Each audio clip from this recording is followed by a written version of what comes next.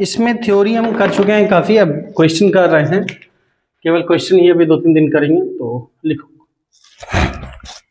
Question को, gravitational force F, capital F, gravitational force capital F is acting, capital F is acting between two bodies of same mass, between two bodies of same mass, दोनों का mass same है, between two bodies of same mass, ठीक है। if mass of one body is increased, if mass of one body is increased, किसी एक का mass of one body is increased 4 times, mass of one body is increased 4 times and distance between them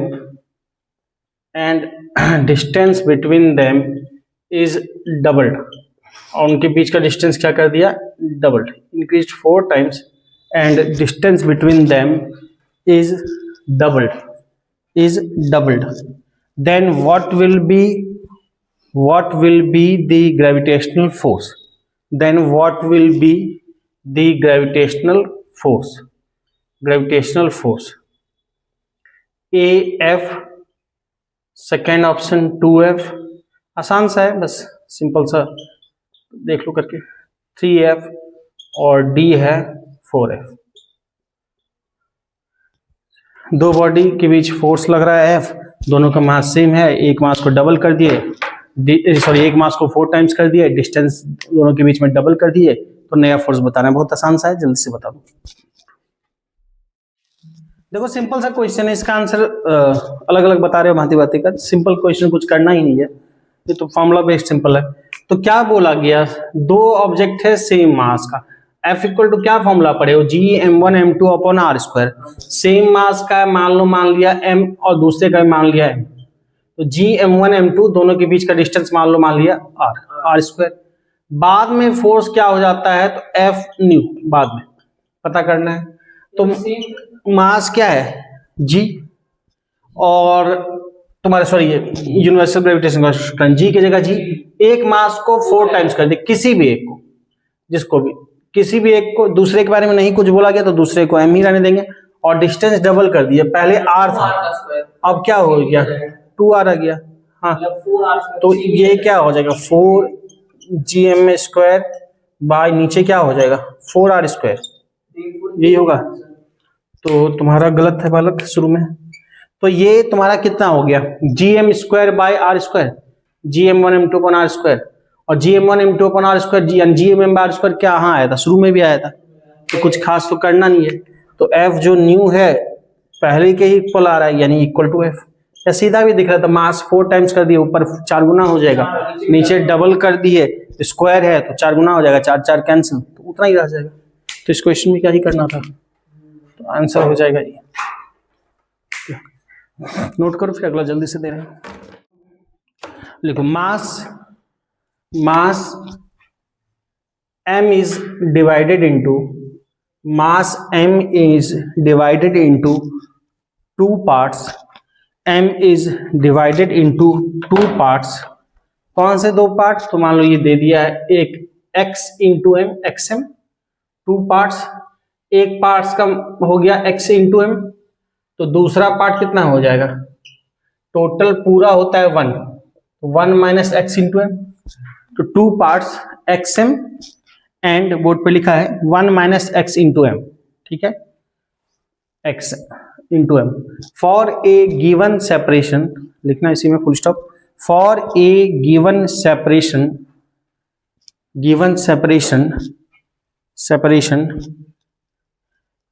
the value of x, for a given separation the value of x for which the gravitational attraction between the two pieces, gravitational attraction between the two pieces become become two pieces become maximum, x की किस value के लिए gravitational force दोनों piece के बीच क्या हो जाएगा, maximum. तो ऑप्शन चाहिए, तो ऑप्शन x का दे रखा है कुछ 1/2 1/2 कुछ दे रखा है 2 और 3/5। अब मैक्सिमा मिनिमा के लिए पता है क्या करते हैं, तो ट्राई करो एक मिनट में। देखो कॉन्सेप्ट पे जोड़ दो, क्या करना चाहिए अप्रोच। तो क्या है, सिंपल बोला गया ग्रेविटेशनल अट्रैक्शन मतलब ग्रेविटेशनल फोर्स मैक्सिमम हो, उसके लिए एक्स की वैल्यू बताना है। एम के दो टुकड़े हुए, कैसा, एक एक्सएम बना, दूसरा 1 - एक्सएम बना। तो दो के बीच ग्रेविटेशनल फोर्स सिंपल फॉर्मूला क्या होता है, Gm1m2/r²। तो एक है G एक्सएम और दूसरा है 1 - x × m। तो Gm1m2 ये दो मास हो गया, m1 xm एक टुकड़ा और दूसरा ये m1m2 अपॉन क्या लिखते हैं, r²। आर के बारे में कोई चेंज की बात नहीं की गई, तो कांस्टेंट है। क्या बोला गया, एक्स की वैल्यू बताओ ताकि दोनों के बीच का ग्रेविटेशनल अट्रैक्शन मैक्सिमम हो जाए। यानी यहाँ पे कौन वेरी कर रहा है, एक्स, उसी की वैल्यू बतानी है। तो मैक्सिमम हो जाए, मैक्सिमम मिनिमा के लिए क्या करते हैं, डिफरेंशिएट करेंगे with respect to x, variable यहाँ एक्स है। तो मैक्सिमम मिनिमा के लिए डिफरेंशिएट करके क्या करते हैं, 0। तो इसका जब डिफरेंशिएशन करोगे तो इसका, तो g कांस्टेंट है, m × m² कांस्टेंट है, इधर r² कांस्टेंट है, बचेगा क्यों, x × 1 - x, यही वेरिएबल है। तो इस डिफरेंशिएशन पूरे का किया, इस पूरे का, तो कांस्टेंट को बाहर कर लिया डिफरेंशिएशन में, x × 1 - x बचेगा। थोड़ा डायरेक्ट लिखते हैं, x × 1 - x, यानी मल्टीप्लाई करोगे तो x और माइनस क्या हो जाएगा, x²। इसका डिफरेंशिएशन किसके रिस्पेक्ट में, x के रिस्पेक्ट में, इक्वल टू क्या होगा, 0। Gm/r² आएगा इधर तो 0 ही हो जाएगा। x का डिफरेंशिएशन क्या होगा, एक बार इसका फिर एक बार इसका, x का डिफरेंशिएशन क्या होगा, 1, और x² का क्या होगा, 2x। 1 - 2x इक्वल टू क्या लिखोगे, 0, यानी 2x इक्वल टू क्या लिखोगे, 1, यानी x इक्वल टू क्या हो जाएगा, 1/2। तो x की वैल्यू कितनी हो जाएगी, 1/2। आंसर हो जाएगा 1/2। अगर इस क्वेश्चन में पूछ दिया जाता कि दोनों मास बताओ कितना होगा, x की वैल्यू तो बोल ठीक आ गया, पूछ दिया जाता दोनों मास बताओ कितना होगा ताकि ग्रेविटेशनल अट्रैक्शन क्या हो, मैक्सिमम हो। तो मास बताना है, तो x की वैल्यू कितना आई, 1/2। तो यहाँ 1/2 पुट कर दोगे तो 1/2 × m/2, और यहाँ भी 1/2 हो जाएगा, तो m/2 मास हो जाएगा। तो दो मास भी क्वेश्चन बन जाए कि दो मास, यहाँ ना बोले टुकड़ा की xm और 1 - x, बोला गया दो मास है, उसको दो टुकड़े में इस तरह तोड़ा गया कि दोनों के बीच में ग्रेविटेशनल अट्रैक्शन मैक्सिमम हो जाता है, तो दोनों मास बताओ। तो ये अप्रोच है, एक टुकड़ा का मास मान लो x फ्रैक्शन है xm, दूसरा टुकड़ा जो बचा 1 - xm, डिफरेंशिएट किया, मैक्सिमम मिनिमम के लिए 0 किया, देखा x की वैल्यू 1/2 आई, यानी दोनों टुकड़े का मास m/2 हो जाएगा। और क्वेश्चन वो रहा था, क्लियर है, नोट कर लो उसको। देखो इसमें एक क्वेश्चन दे रहा हूं, ये मैं ही बता दूंगा, इससे कई कॉन्सेप्ट बताऊंगा, इसमें लिखना, क्वेश्चन लिखना, four particles of masses, 4 particles of masses, चारों का मास दे रखा है, masses m, 2m, 3m and 4m।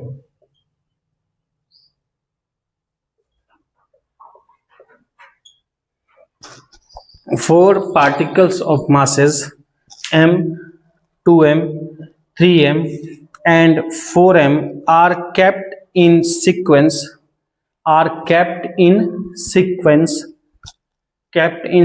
लगातार ही sequence at the corner of a square, of side A, corner of a square of side A, full stop. The magnitude of gravitational force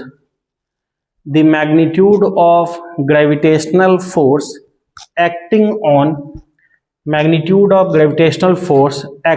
on a particle of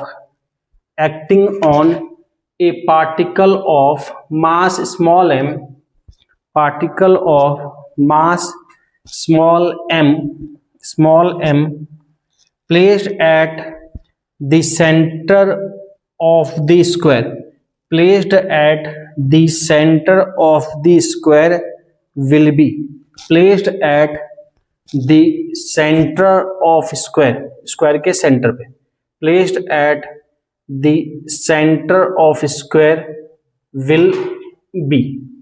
इसके option हैं, कुछ दे दे रहा हूं, मान लो first option है 24 m square g by a square, second option है 6 m square g by a square, third option है 4 √2 m square g by a square, और फोर्थ ऑप्शन है 0, फोर्थ ऑप्शन है 0। तो ये चार ऑप्शन है इस तरह से, 24 m square g by a square, 6 m square g by a square, 4 √2 m square g by a square, और है ऑप्शन डी 0। तो इनमें से बताना है कौन सा सही है। अब इस तरह के क्वेश्चन में जरा देखना, पहले मैं एक कॉन्सेप्ट से जा रहा हूँ, इस तरह का कॉन्सेप्ट आगे भी कई जगह काम आएगा, या पहले भी शायद मैंने पीछे वेक्टर वगैरह में बताया होगा। मेनली क्वेश्चन ये वेक्टर का ही है, उसी के कंपोनेंट वगैरह देखने, थोड़ा सा केवल यहाँ का फॉर्मूला लगना है। क्या है जरा समझना। यहाँ तो क्वेश्चन ठीक है जो है मैं लिख दे रहा हूँ, समझो जरा ध्यान से इस तरह क्वेश्चन, ये अभी भी काम आता है, ये 12th में भी काम आएगा, वहां भी बहुत इंपॉर्टेंट हो जाता है, यहाँ भी काम आता है, बेसिक सा है, आपको लिखना तोड़ना आना चाहिए ये चीज। स्क्वायर है, स्क्वायर के 4 कॉर्नर, तो एक कॉर्नर पे m है, फिर 2m कंसिक्वेंस, फिर 3m, फिर 4m, ठीक। इसके सेंटर पे क्या है m, सेंटर पे जो है m मास रखा है, 4 कॉर्नर पे m रखा है, और सेंटर कहाँ होगा जहां दोनों डायगोनल कट करे, तो यहाँ पे रखा है स्मॉल m, और इस पे बोला है कि नेट फोर्स बताओ। तो ध्यान से समझो जो बताना चाह रहा हूँ, एक कॉन्सेप्ट सिंपल से ध्यान रखना, बल्कि लिख लो फिर बात करते हैं, नोट देखिए कॉन्सेप्ट लिखना, यहाँ पे नहीं अगले क्वेश्चन में अप्लाई करेंगे, लेकिन कॉन्सेप्ट धीरे धीरे बढ़ेंगे। या फिर एक बात बता ही दो मुझे, एक सिंपल सा चीज है, ये मान लो एक ऑब्जेक्ट है, कोई भी बॉल है, कुछ भी है, इसको इधर से खींच रहे हैं, इधर से खींच रहे हैं, दोनों तरफ मान लो 10 न्यूटन से खींच रहे हैं, इसका भी कुछ मास होगा 10, इस पे नेट फोर्स कितना होगा 0। अच्छी बात है, अब क्या बोलेंगे 0 होगा, बहुत सिंपल बात है, जनरल बात है, ठीक। इस पे नेट फोर्स 0 हो जाएगा, एफ नेट इस पे 0 होगा, ठीक बात है, नेट फोर्स 0। अच्छा चलो वही मास है, मान लो कि अब ये है, ये है, ये है, एक इस पे कितना एंगल होता है, पॉइंट पे पूरा घूम जाओगे 360, तो 360 होता है, 360 के 3 पार्ट है, 3 मान लो इक्वल पार्ट है, अगर है 120 120 तीनों इक्वल पार्ट है, और यहाँ भी 10 न्यूटन का या 10 न्यूटन का 10 या 20 20 20 तीनों तरफ equal force F F F लग रहा है। क्या होगा इसके साथ, इसमें भी ये मूव नहीं करेगा, तीनों तरफ बराबरी से खींच रहा है ना, बराबर एंगल पे सेम फोर्स से खींच रहे हैं, ये मूव नहीं करेगा, तो इस पे भी नेट फोर्स क्या हो जाएगा 0 हो जाएगा, एफ नेट क्या हो जाएगा यहाँ पे भी 0, नेट फोर्स सब केस में 0 हो जाएगा, ठीक। अच्छा इस तरह से कुछ भी करें, मान लो कि अगर मान लो यही ऑब्जेक्ट है, 3 है, मान लो इच्छा हुआ कुछ भी, 1 2 3 4 5, और ये भी equal F force F force F force equal है, और 5 पार्ट में बांटा तो 360/5, 360/5 कितना होता है 72, 360/5 होता है 72। अगर मान लो यहाँ भी इक्वल ही है 72 72, अगर है इक्वल तो 72 72, इस पर नेट फोर्स कितना होगा 0 होगा, इस केस में भी नेट फोर्स क्या होगा, यानी एक कंक्लूजन निकल के आता है कि व्हेन, लिखो नोट लेके, व्हेन n इक्वल कोप्लेनर, एक ही प्लेन में होना चाहिए। अच्छा ये नहीं होना चाहिए कि समझो यहीं जैसे है 4f लग रहा है यहाँ, 5वां f इधर इस प्लेन में लगे, एक ही प्लेन में होना चाहिए। या 3 लग रहा है, 2 लग रहा है इधर, एक कुछ ऐसे लग जाए, तब बैलेंस नहीं कर पाएगा। When n equal n equal coplanar vector x at coplanar, when n equal, n board पे लिखा equal coplanar vectors x at equal angle, board पे लिखा है when n equal coplanar vectors x at equal angle, then there resultant is zero. Then there resultant is zero. बात समझ के आ रही है? कोई दिक्कत नहीं। अगर n इक्वल कोप्लेनर वेक्टर हो और इक्वल एंगल पे लगे, मतलब n का मतलब 2 3 4 5 कुछ भी हो, और सबके बीच एंगल बराबर लग रहा हो, फोर्स भी बराबर हो, तो रिजल्टेंट क्या होता है? जीरो होता है, जैसे इन सब केस में हुआ। कोई दिक्कत नहीं। अब यहां पे जलसा आना, क्वेश्चन पे आते हैं इसमें। अगर मान लो कि मैं, क्या यहां पे नेट फोर्स जीरो होगा सेंटर पे? अच्छा ये स्क्वायर है तो एंगल तो ये भी 90 होगा, ये भी 90 होगा, ये भी 90 होगा, ये भी 90 होगा, तो यहां भी क्या आंसर जीरो होगा? क्यों? मास अलग है। अगर इसी में मान लो थोड़ी देर के लिए समझो स्क्वायर ही होता, ये स्क्वायर है और सेंटर पे कोई मास होता, ये स्क्वायर है, इसका डायगोनल कट कर रहा है सेंटर पे, और चारों कॉर्नर पे इक्वल मास मान लो यहाँ पे रख देते m m m m, तो सब कोई फर्क नहीं पड़ता, और यहाँ पे स्मॉल m है सेंटर पे। अब सेंटर पे नेट फोर्स कितना होता? जीरो, क्योंकि सबके कारण लगने वाला फोर्स क्या होता? सेम होता। क्या होता? जी एम एम, और G M capital M small M, और ये डायगोनल से सेंटर का डिस्टेंस, कुछ फोर्स होता। फिर यहाँ भी वही है combination, G M capital M, और ये डिस्टेंस भी सेम है, डिस्टेंस भी सेम, मास भी सेम, फोर्स सेम लगेगा। तो जितना फोर्स लगे, अच्छा ये कैसा फोर्स है? अट्रैक्टिव नेचर का फोर्स है। तो यहाँ पे अगर देख रहे हैं इसको ये अट्रैक्ट करेगा, अट्रैक्टिव मतलब इस पे देख रहे हैं तो इसको ये खींचेगा, किधर खींचेगा? इधर खींचेगा। इसको ये खींचेगा, किधर खींचेगा? इधर खींचेगा। अगर मैंने इस फोर्स को F नाम दिया तो इसको भी क्या नाम देना पड़ेगा? F, चूंकि बराबर है। फिर ये किधर खींचेगा? इधर खींचेगा। और ये किधर खींचेगा? ऊपर। और ये भी F से खींचेगा, चारों बराबर होगा। इसको ये कैंसिल कर देगा, इक्वल एंड अपोजिट, और इसको ये कैंसिल कर देगा, नेट क्या हो जाएगा? जीरो हो जाएगा। इस केस में आंसर सीधा जीरो होता। अगर मैं समझो जरा यहाँ पे 2m कर दूं, यहाँ 2m कर दूं, यहाँ 2m, यहाँ 2m, अब भी जीरो होता है। फोर्स की वैल्यू बढ़ जाती है, 2 टाइम्स 2f, पर सब तरफ बराबर होता तो जीरो हो जाता। या मैं इसको कर दूं सेंटर वाले को 5m, अब जीरो है। तो बात समझ पा रहे हो? ठीक। तो इन सब केस में आंसर क्या होता? जीरो होता। यहाँ पे नहीं होगा क्योंकि अलग अलग वैल्यू है। ठीक है। अच्छा ये एक फोर्स दिख रहा है GMM। अच्छा इसका अब आते हैं क्वेश्चन पे। साइड क्या है? ए स्क्वायर है। ये पूरी लेंथ कितनी होगी?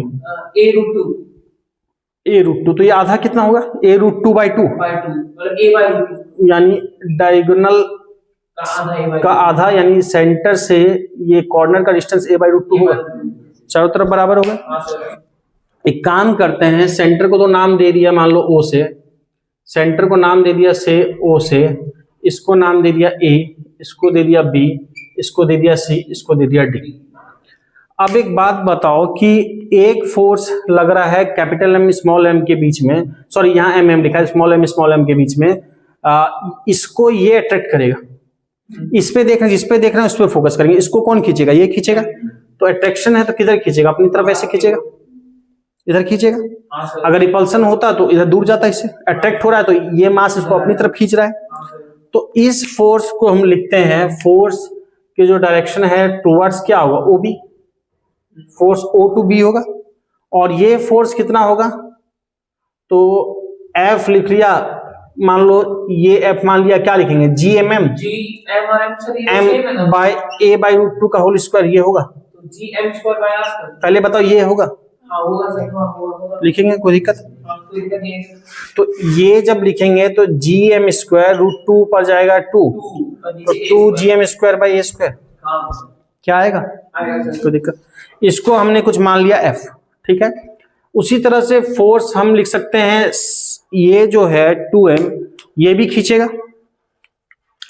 फोर्स जो है यहाँ C और O के लिए देखोगे तो यहाँ पे भी m मास को अट्रैक्शन ये अपनी तरफ किधर खींचेगा? इधर खींचेगा, इधर खींचेगा। तो इसका जो भी फोर्स जो बोलोगे तो क्या बोलोगे? एलोंग क्या लिखोगे? CO, COC, O2C, तो एलोंग बिल्कुल OC, O2C। तो ये एक वैल्यू क्या लिखोगे? G M 2m, m into 2m, 2m square by distance, तो वही होगा a बाई रूट 2 का होल स्क्वायर। अब एक बात बताओ, क्या ये पहले से सेम है, बस 2 एक्स्ट्रा आ गया ऊपर? अगर वैल्यू वाइज भी देखोगे रूट 2 पर जाएगा 4gm square by a square होगा, यानी पहले वाले का कितना हो गया? ये दुगना हो गया। समझ आ रहा है? तो ये अगर f लिखे हैं तो इसको हम 2f बोल सकते हैं, उसको अगर हमने f माना तो इसको 2f बोल सकते हैं। इसी तरह से हर केस में फोर्स लिखा जा सकता है। तो f के टर्म में ही बताओ, फिर इसको देखेंगे 3m इधर खींचेगा और 4m इस m मास को इधर खींचेगा, तो हमको बता सकते हो O2D जो फोर्स होगा इन टर्म्स ऑफ f कितना लिखेंगे? सर हो जाएगा आपका f के टर्म में। यहाँ क्या होगा? बस 3 तो एक्स्ट्रा आएगा ना, नीचे जितना है, नीचे जितना है उतना ही आएगा ना। ध्यान से समझो, पहले आंसर जल्दी से बोलने से पहले सही बोलने की कोशिश करो। पहले समझो यहाँ क्या होगा? 3gmm बाय, ये तो डिस्टेंस वही रहेगा ना OD, यानी a बाई रूट 2। एक्स्ट्रा ऊपर क्या आया? 3 ही तो आया। तो पहले फोर्स F था तो उसका 3 टाइम्स नहीं हो जाएगा, तो ये 3F नहीं होगा। लेकिन सर F तो हम लोग माने। अच्छा कोई नहीं, देख लो ये, देखो ये क्या लिखेंगे जरा बताना? GM इंटू 3m लिखेंगे। कोई दिक्कत है वही पूछना, नहीं बताना। ये लिख सकते हैं। बाय क्या लिखेंगे? a बाई रूट 2 का होल स्क्वायर। तो इसमें भी जब सॉल्व करोगे तो रूट 2 पर जाएगा तो 2 हो जाएगा, तो कितना हो जाएगा? 6gm square by a square. 6gm पहले कितना को f माने थे? 2 को, इसका 3 टाइम्स नहीं हो जाएगा तो 3f नहीं हो जाएगा।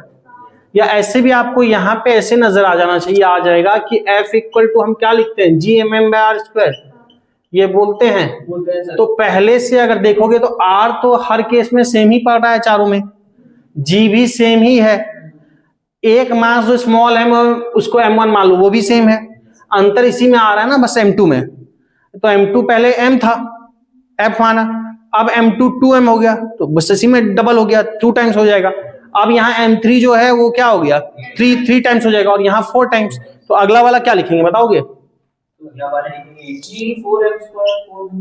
f के टर्म में क्या लिखेंगे जल्दी से बताओ?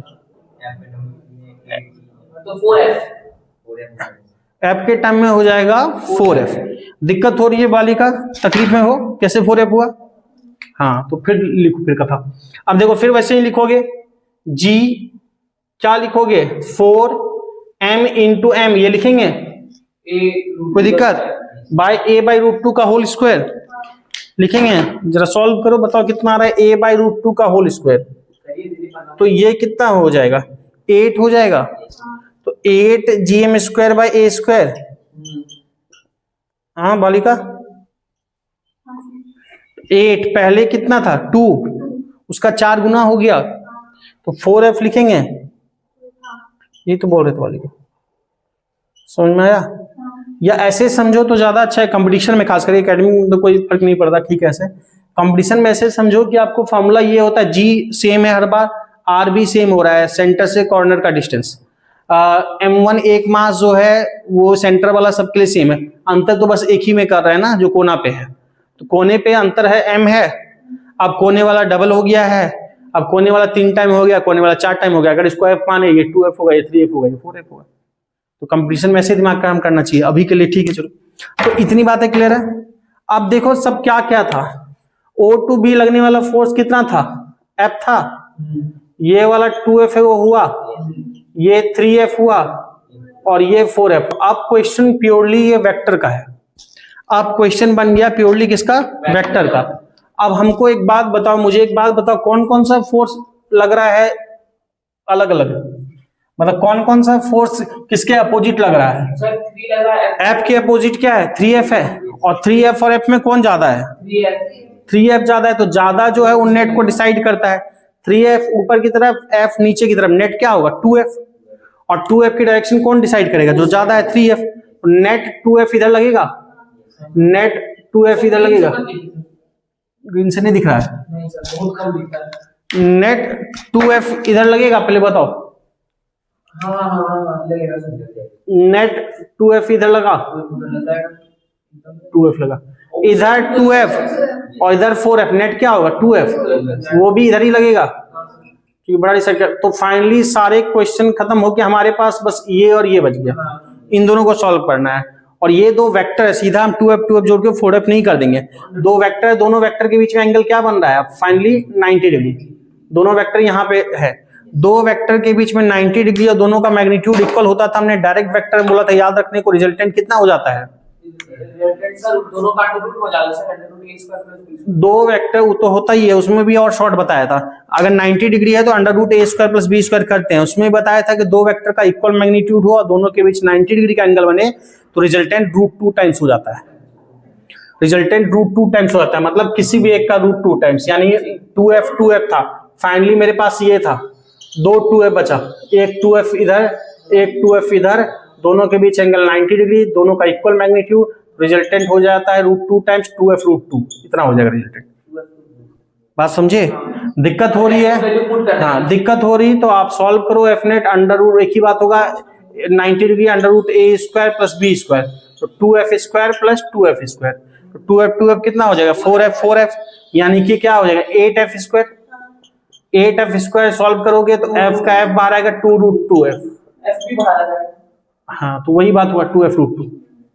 या डायरेक्ट हमने बताया था 90 डिग्री दो के बीच मैग्नीट्यूड है, इससे टाइम बचता है, और 90 डिग्री का एंगल है और दोनों का मैग्नीट्यूड सेम है, रिजल्टेंट 2 टाइम्स हो जाता है।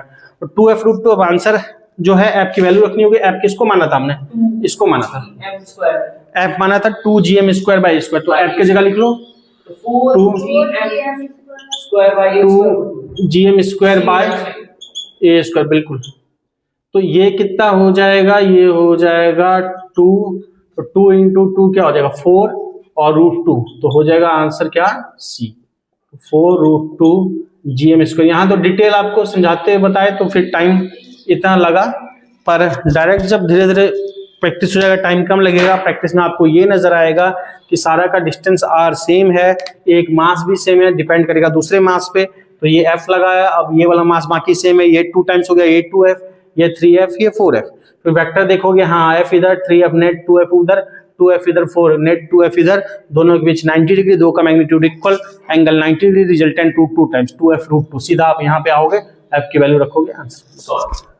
ठीक है, तो धीरे धीरे ये चीजें डेवलप होगी। तो आपको इसमें कई तरह की बातें बताया, एक तो ठीक है ये क्वेश्चन, दूसरा ये सब कॉन्सेप्ट जो है इक्वल वेक्टर इक्वल एंगल पे लगता है, यहाँ भी यूज होगा, 12th में इलेक्ट्रोस्टैटिक्स में खूब यूज होता है, तो नोट कर लो। ठीक, एक क्वेश्चन और करते हैं। फाइंड द हाइट, लिखना question, find the height at which the acceleration due to gravity becomes g/9। Board पे लिखा है, acceleration due to gravity becomes g/9। Acceleration due to gravity becomes g/9। जरा एक बात ध्यान देना, ऐसे पूरा लैंग्वेज मैंने नहीं लिखा है, फिर भी ऑप्शन है 2r, r/√3, r/2। यहाँ पे वेयर आर, कैपिटल आर जो है, is the radius of earth, where capital R is the radius of earth, capital R is the radius of earth. अब जरा समझना, इसको मैं ही बता दे रहा हूं, capital R is the radius of अर्थ। अगर क्वेश्चन बोला गया कि कितना हो जा रहा है, g/9 हो जा रहा है, और जब भी हाइट बोला गया ना, केवल हाइट बोल दिया गया, मतलब हाइट का मतलब होता है अर्थ के सरफेस, हाइट का मतलब है अर्थ के सरफेस से, और सेंटर से क्या बोलते हैं, डिस्टेंस। ऐसे साफ साफ लिखा होता है क्वेश्चन में, या लिख देता, मैंने लैंग्वेज नहीं लिखाया, कि सरफेस से हाइट बताना है कितनी होगी। ठीक, अब एक बात समझो, जी में क्या चेंज आ रहा है, g/9 हो जा रहा है ना, तो G/9 तो अच्छा खासा चेंज है, G/9 अच्छा बड़ा चेंज है G में, और अच्छा बड़ा चेंज है तो फिर हम देखो G में वेरिएशन हो रहा है, साफ कह ही रहा है, कांस्टेंट G तो ऐसे भी नहीं ले सकते। G में वेरिएशन हमने दो बताया था, एक G इंटू 1 - 2h/r और एक जनरल बताया था कहीं पे भी जो अप्लाई होगा Gm/r प्लस h का होल स्क्वायर। लेकिन 1 - 2h/r वहां बताया था जहां पे h क्या है, बहुत कम है, यहाँ पे h बहुत कम नहीं है। क्यों? क्योंकि G में अच्छा खासा चेंज आ जा रहा है, G/9 हो जा रहा है, G/9 बड़ा चेंज है। और आंसर भी देखोगे तो कैपिटल R के टर्म में, अर्थ की रेडियस के टर्म में, तो अर्थ की रेडियस के कंपेयर में नेग्लिजिबल डिस्टेंस नहीं है, तो यहाँ पे हम अप्लाई वो नहीं कर सकते। फिर हम कौन सा अप्लाई करना होगा, हमको जनरल ही G अप्लाई करना होगा बिना एजम्पशन के, दैट इज क्या बताया था, Gm/r प्लस h का होल स्क्वायर, ये बताया था। हमको बोला गया उस हाइट को बताओ जहां पे G क्या हो जा रहा है, G/9। तो हम सिंपल सा बात यहाँ पे कर रहे हैं, जरा समझना कि G/9 हो जा रहा है किसका, G का। तो जो हम G' लिखते हैं कहाँ पे, h हाइट पे, और G कहाँ लिखते हैं, सरफेस पे। G हम लिखते हैं अर्थ के सरफेस पे, और अर्थ के सरफेस पे G जो लिखते हैं उसके लिए h क्या हो जाता है, 0। तो अर्थ के सरफेस पे G ये होता है Gm/r² होता है। कहीं h हाइट ऊपर ये फॉर्मूला होता है Gm/r प्लस h², और सरफेस पे क्या बोलते हैं, Gm/r²। अच्छा, दोनों को डिवाइड कर दो तो G'/G, दोनों को जब डिवाइड करोगे तो Gm दोनों से कैंसिल हो जाएगा, तो Gm कैंसिल हो जाएगा। जरा देखना, जब डिवाइड करूंगा तो इसका r प्लस h² नीचे रहेगा और r² क्या होगा, ऊपर जाएगा। तो ये रेशियो क्या होगा, r² बाय ये होगा, कोई दिक्कत, r प्लस h का होल स्क्वायर ये होगा। तो आप यहां तो मैंने करके भी दिखा दिया, सिंपल सा था, आगे से डायरेक्ट याद रखना, या इसको हम ऐसे भी लिख सकते हैं r/r प्लस h का होल स्क्वायर, इसका स्क्वायर बाय इसका स्क्वायर, या पूरे का स्क्वायर, एक ही बात है। या तो this square by this square बोलो, या पूरे का स्क्वायर। तो आगे से ये डायरेक्ट ही याद रखना तो अच्छा रहेगा, कि क्यों हम बार बार उतना करके भी देखें। तो G'/G का रेशियो क्या होता है, r/r प्लस h का होल स्क्वायर। G' कहाँ है, h हाइट पे G की वैल्यू, और G कहाँ है, सरफेस पे, यानी सेंटर से r डिस्टेंस पे, रेडियस पे। तो बस हो गया सिंपल। क्वेश्चन में क्या बोला गया, G क्या हो जा रहा है, G/9 हो जा रहा है ना, तो G' की जगह क्या रखेंगे, G/9। तो G' की जगह G/9 रखेंगे, और G ही है तो कैंसिल हो जाएगा। और फिर इसको क्या करेंगे, सॉल्व करेंगे। सॉल्व करते समय एक छोटा सा ध्यान रखेंगे, तो क्या ध्यान रखेंगे देखते हैं, लिखते हैं। देखो सिंपल सा है। अब देखो यहाँ पे क्वेश्चन क्या बोला गया कि G जहां पे G/9 हो जा रहा है तो उस जगह के लिए h बताओ। तो G'/G, तो G' की जगह मैं लिख दूं G/9, इसकी जगह लिख लिया G/9 equal to r/r plus h का होल स्क्वायर, यही है। तो यहां से G कैंसिल हो जाएगा, तो क्या बचेगा, 1/9। तो r/r प्लस h का होल स्क्वायर इक्वल टू क्या हो गया, 1/9। अब इस क्वेश्चन को करते समय एक बात का ध्यान रखना, इक्वल टू 1/9, कि दो चीजें हो सकती है। एक तो हम स्क्वायर सॉल्व किए, r², इसका स्क्वायर, फिर उधर ले गए क्वाड्रेटिक सॉल्व किए। तो इस क्वेश्चन में कभी भी क्वाड्रेटिक सॉल्व मत करना, बहुत लेंथी क्वेश्चन हो जाएगा। इसका करने का सबसे अच्छा तरीका है, दोनों तरफ क्या कर दो, रूट लगा दो। इसको करने के लिए दोनों तरफ रूट लगा दो, क्वेश्चन आसान हो जाएगा। क्वाड्रेटिक में उलझोगे तो उलझो रह जाओगे, कोई मतलब नहीं बनता। सिंपल दोनों तरफ क्या कर देंगे, रूट लगा दिया, तो इधर स्क्वायर कैंसिल हो जाएगा, इधर 1/3 हो गया। मल्टीप्लाई कर दो, 3r = r plus h, तो h हो जाएगा 2r।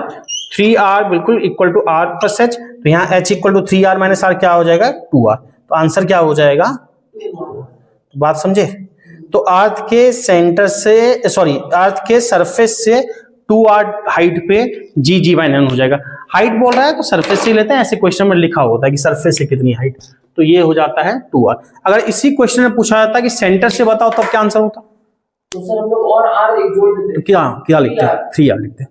ठीक, ध्यान रखना, अगर सेंटर से बोला जाए तो 3r। तो इतना ही रहने दो आज, ठीक, बाकी देखेंगे, रिवीजन कर लेना, अभी न्यूमेरिकल ही चलेगा इसमें।